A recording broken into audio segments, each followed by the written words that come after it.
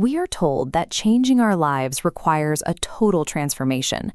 Wake up at 4 a.m., rewrite your diet, and launch a business by Friday. But 92% of New Year's resolutions fail by February. This pattern suggests the problem isn't a widespread lack of willpower, it's a conflict with how our brains are built. Deep inside your head is the amygdala, a biological safety switch designed to resist significant change. When you attempt a drastic lifestyle shift, your amygdala senses a threat and triggers a defensive response. You feel this as sudden procrastination or rising anxiety. High-pressure self-improvement methods are effectively designed to trip these biological sensors, creating a cycle where your ambition is constantly working against your own survival mechanisms. In 1945, Japan faced a reconstruction effort with virtually zero resources. They couldn't afford total factory redesigns or expensive new infrastructure to rebuild. Instead, companies like Toyota prioritized small, daily refinements to their existing processes. They called this Kaizen, or improvement for the better. By making 1% adjustments to specific tasks, they eventually set a new global standard for efficiency. This works on a psychological level because an embarrassingly small goal, like reading a single page, allows you to operate in stealth mode. Because the step is so small, it stays beneath the amygdala's threat threshold.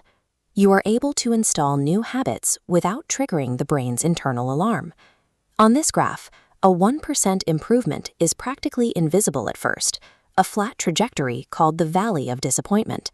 But math illustrates a compounding effect.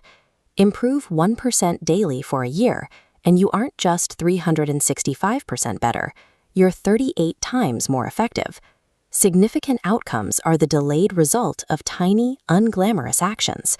Surviving this early, invisible phase creates the momentum necessary for that eventual upward curve. To apply this, begin by shrinking your goal until it feels trivial. If you want to meditate, commit to 60 seconds. The goal should be so small it requires no motivation to finish. Next, focus on your surroundings. Willpower is a limited resource that depletes as the day goes on. By placing a glass of water on your desk tonight, you are using your environment to lower the friction of the habit tomorrow. If you fail, use a quick pivot.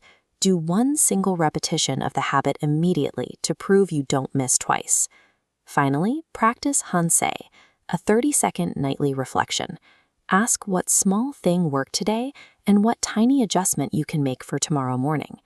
These steps move the pressure of success away from your willpower and place it onto a system that sustains itself through repetition. This reflects the Japanese concept of shokunin, a craftsman's commitment to find fulfillment in the work process itself, rather than the final product.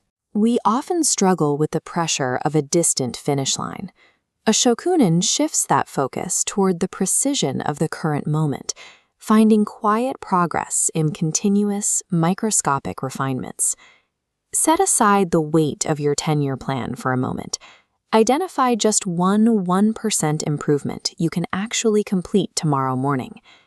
Mastery is rarely the result of a single grand gesture. It is the result of mastering the micro-scale inputs, turning consistency